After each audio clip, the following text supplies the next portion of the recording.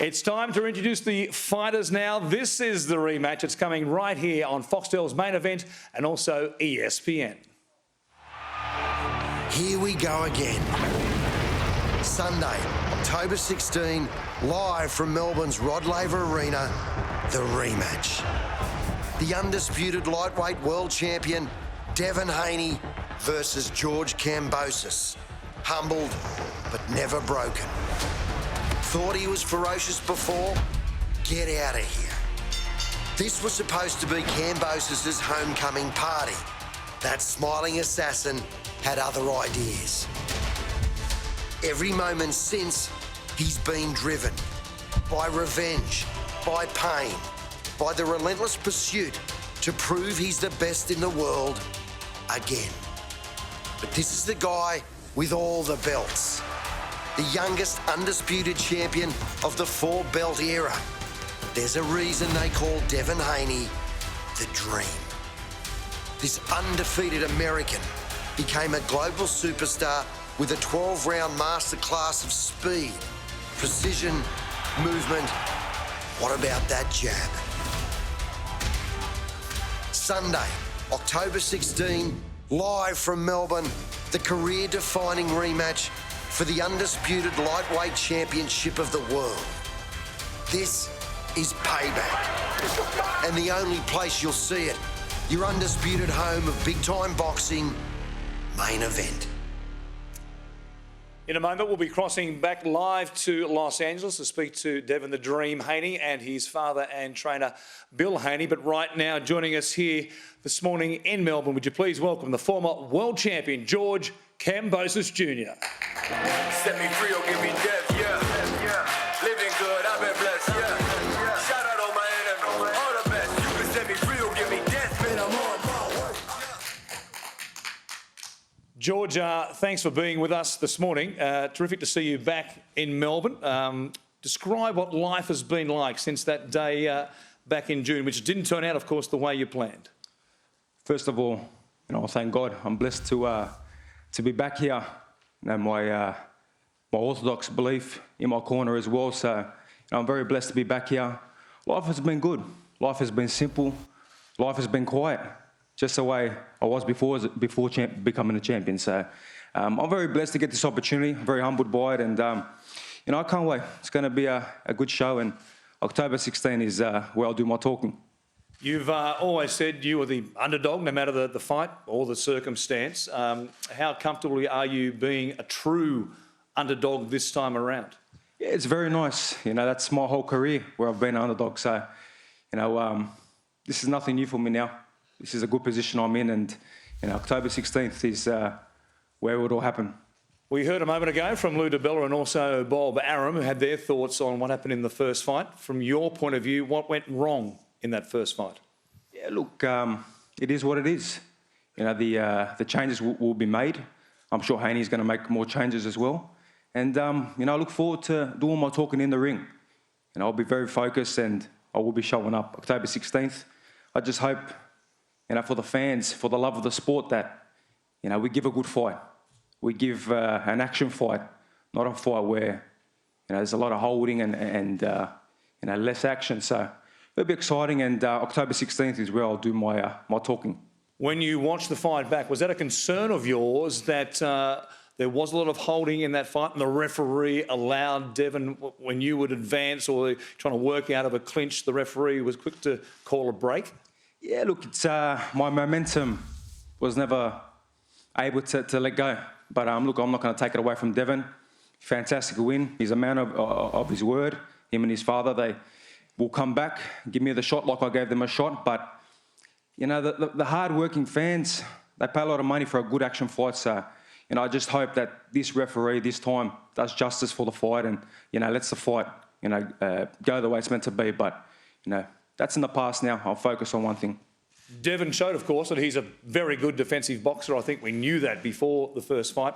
How do you break it down this time?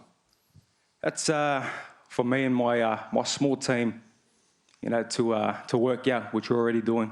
And October 16th, you're going to have to tune in. But he's a good fighter. He's a good champion.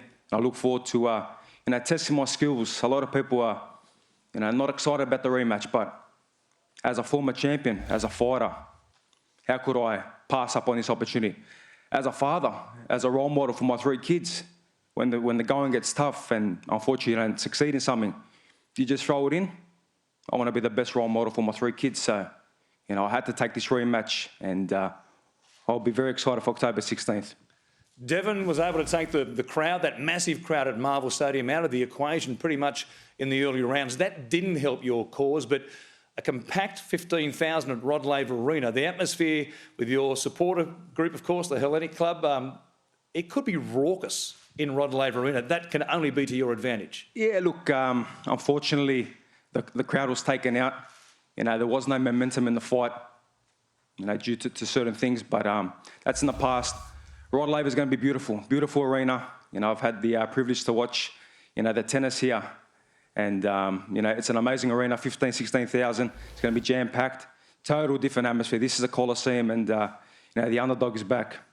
Stay with us. It's great to have you back here in Melbourne, as I said this morning. But joining us right now live via satellite from Los Angeles is the undisputed, undefeated lightweight champion of the world in Devin the Dream Haney and his father and trainer, Bill Haney. Gentlemen, great to see you. You're looking terrific, and we can't wait to see you back here in Melbourne, of course, on October 16. You heard George's comments there. Any reaction off the top, Devin, after what you heard from George? I just want to thank God Allah for, me being here, me and my dad being here. This is another great opportunity for us. We're happy to be here to defend our belts that we worked so hard for. And my attitude hasn't changed. I got a lot of respect for George, and I look to, put on another great performance and show how much I've improved since the last fight. After the last fight, we haven't stopped working. We've been critiquing our performance, and we're going to come in even better this time around. Bill, you made an unplanned but very theatrical and grand entrance at the 11th hour last time around back on June 5 and the night before the fight itself. I'm guessing you're going to be here for the entire camp this time around? Yes, sir. Inshallah, that God willing, I'll be able to be there every step of the way. Thank you to the Victorian government who did a great job in getting me over. I thank them, and I thank the Australian people and Top Rank, Lou DiBella, and everyone that put an effort into getting me over there to help my son. It was an incredible time. We had a short-lived celebration, and then we went right back to work. We don't take anything away from the Kambosos team, and we know that they're going to come determined and very hungry. Devin, it was only a 16-day camp before the fight here in Melbourne last time around. What are the plans? When will you arrive in Melbourne this time for the rematch? Yeah, I know that it's going to be summertime there, so we're going to do a full 3-week camp there just to get acclimated to the humidity and the weather because it'll be winter here and summer there. So, yeah, 3 weeks. I can guarantee you won't need heaters in the gym this time around. I know it was a bit chilly for you last time. We promised it'll be much warmer in Melbourne in October. When you looked back at the fight, how did you appraise your performance? What did you see that really impressed you? I put on a great performance for what, George Kambosos brought to the table. But this fight, I feel like it will be even better because I know George is going to come to fight. He's going to give it his all, even more than he did the first time. So it'll make for me to be able to showcase my skills even more. And it'll be better this time around for me. You proved, of course, with that victory and taking all the belts here in June that you were the best lightweight in the world. What did that mean to be undisputed and now undefeated? It was a dream come true for me to become undisputed, my name be mentioned with the greats. But it doesn't stop there. I want my name to be mentioned with the greats still. I want my name to be mentioned with Pernell Whitaker. He was undisputed, but he defended his belts, as undisputed. And I want to do the same thing. I want my name to be with those guys who defended the belts. And I will be the youngest to defend the belts and come out victorious, inshallah. Devin, we heard Bob Arum a moment ago say that Vasily Lomachenko is now in the United States and preparing for his return to the boxing ring after being part of the Ukrainian effort in the war at the moment, of course, over there. And that fight is out there on the horizon now. It's a massive, massive chance for you to go up against one of the greatest of all time.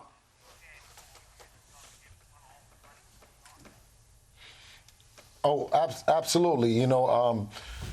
For Vasily Lomachenko to come to the United States and overcome everything that he's done, and then to get in the ring. So, these guys are warriors. Lomachenko is a good fighter, but I know that it's something special about Devin.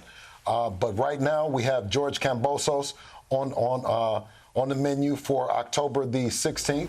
And that's what it is. Our focus is 100% on him, and Devin making history. This is an historic fight for Devin in the sense of that no one in the four belt era, other than Pernell Whitaker, has ever got the belts and defended them. So it's a great opportunity to add to his legacy by going over to Australia and doing it in front of the Australian fans once again. George, I'll ask you also. Vasily Lomachenko, you were talking about Lomachenko. To add to that. Yes, Devin? To add to that, at the end of the day, my main focus right now is George Kambosos. And then after, I'm victorious, I'm going to leave it up to my dad and, let him choose and let him see how I look. And because at the end of the day, he's been there since day one. He knows me better than anybody. So, he feels like, I'm fit enough and my weight is good and I could stay and fight, then we'll do it. But it's all up to my dad, my coach, and we'll see what's next. But right now, our main focus is George Kambosos and, going back to Australia and doing it once again to, perform at the top level as best as I can for the Australian fans and the Australian people, and to go in there and have fun. We can't wait to see you back here, George. Also, similarly, I guess it's very much for fighters, one fight at a time. But Lomachenko, that's a big carrot out there, isn't it? Yeah, look, my focus is on one person. I don't even think about Lomachenko. Devin Haney is the only person in my mind. But a lot of respect for my Orthodox brother in Lomachenko, and I wish him all the best. And I know he's got a fight coming up, so I hope that he's victorious, and we'll see down the line. But for now, there's only one man that I'm focused on. That's Devin Haney. Devin, you are a fairly big body to fight in the 135-pound division in the lightweights. Is there a chance that maybe this, or you only have maybe one or two more fights in the lightweight division? Where are you as far as potentially moving up? Yeah, we just got to see. We take it one fight at a time. And like I said, it's up to my dad. If my dad, feels like, my weight cut is going good and I'm looking strong, then we'll stay. But if not, then we're going to move up. But it all starts here. Our main focus right now is George Kambosos, and it starts here. I got to be victorious in this fight, and then we move forward. But right now, I know George is hungrier than ever. And he's going to come in there and he's going to give it his all. So I'm going to be ready for whatever he brings to the table. And, yeah. Speaking of weight, George, we had the hiccup, of course, at the weigh-in. We were fractionally over the 135-pound limit last time around in June. How much of an issue was that? Was there any issue in the result of the fight? There's little mistakes were made, but, you correct your mistakes. I really got to thank, Devin and obviously Bill, for their victory, because you get to look at yourself at a whole other level, and you remove the baggage and you focus on what you do best. So, a loss is great, and little mistakes were made in that weigh-in. I made the weight. Only took 10, 15 minutes, but not the way I like to do business, not the way I've ever done business in my whole professional career. And scales were right or wrong. This time will be a different story. I'm sure it will be as far as the weigh-in. We'll open the floor to media questions now, and we have one over here. Hi, my name's Melissa Woods from Australian Associated Press. My question for George, physically you came through that fight in good shape. Did it take you a while to get over the fight mentally? Were you feeling quite low after it, and have you sort of come back from that? Okay. No, straight away when I went to the dressing room, I was happy. For me, I take every experience as it is. I hadn't lost in about 10, 11 years since the amateur days. So for me, it's an experience. And like I said, I thank Devin for giving me that experience. And it's a time to reflect, on the mistakes, on the things that are not right. And I got to go back to the person that got to become world champion, ferocious. So, no, there was no upset. Obviously, everyone wants to win, especially in front of your home crowd. But, I go back to what I do best.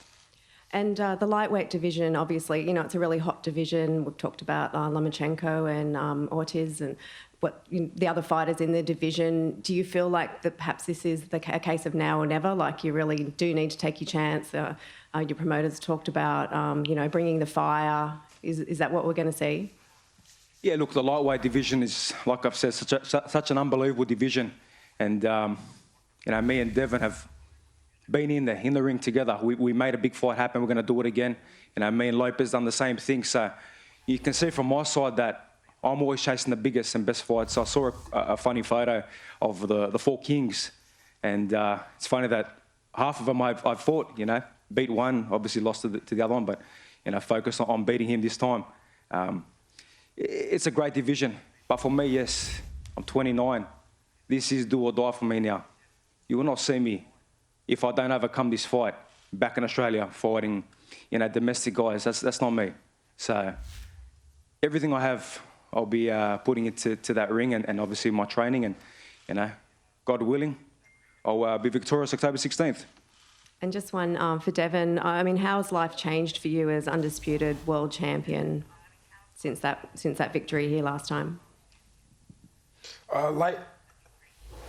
Life hasn't changed for me. At the end of the day, I'm still the same person, still the same fighter.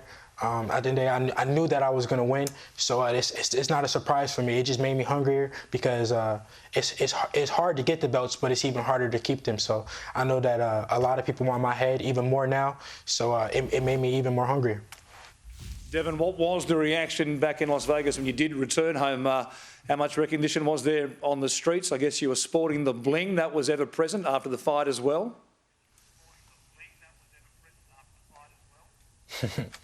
Yeah, it was a great reaction from the world. A lot of the people around the world was supporting me, so I was happy that I was able to bring the belts back.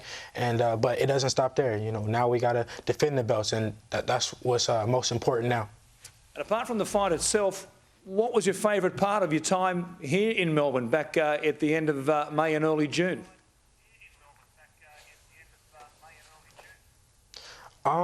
Seeing all the Muslim people that were supporting me, the indigenous people that were supporting me, I gained so many fans, so many, new fans, and met a lot of great people there. And I look forward to coming back. Well, we can't wait to see you back, of course. It's only 53 days away, the fight itself. Devin, thanks for your time this morning. Can't wait to see you back here. Bill, likewise, a less stress-free experience coming around next time in October. Thanks for your time this morning. Yes, sir. Devin Haney and Bill Haney joining us live from Los Angeles for this announcement this morning of Haney versus Kambosos II. George, thanks for your time this morning also. You said there that this is pretty much it. That's a big statement to make that, should you lose this fight, it could be the end. It's been like that my whole career, though. For the Lopez fight, for the Selby fight, even against Bay back in the day. It's always been like that. The only time it changed is the first fight with Haney, where in the back of your mind you do have that rematch clause. It wasn't do or die. That's not when I'm at my best. So, do or die for me, it is. It could be the last time you ever see Kambosos, or I got all the belts back. That would be quite something, of course. What a story that would be after you shocked the world, of course, in Madison Square Garden against Teofimo Lopez. It would be great to see you do what you can do in the ring as well as you can do it. Of course, the date to remember is Sunday, October 16, live on pay-per-view here in Australia on Main Event and also in America. And the fight will once again be available on ESPN, ESPN Deportes and ESPN Plus. Corporate hospitality, including ringside seats, are on sale now through VIPnow.com.au. You can also join the wait list for pre-sale general admission tickets this Thursday. Register now at tegsport.com.au. And general admission tickets go on sale this Friday at 1 p.m. also at tegsport.com.au. Thank you all for joining us here this morning. Can't wait to see you back in Melbourne at Rod Laver Arena on October 16. It is just 53 days and counting. It will be Devin the Dream Haney up against George Ferocious Kambosos for, once again, the Super Bowl in the lightweight division.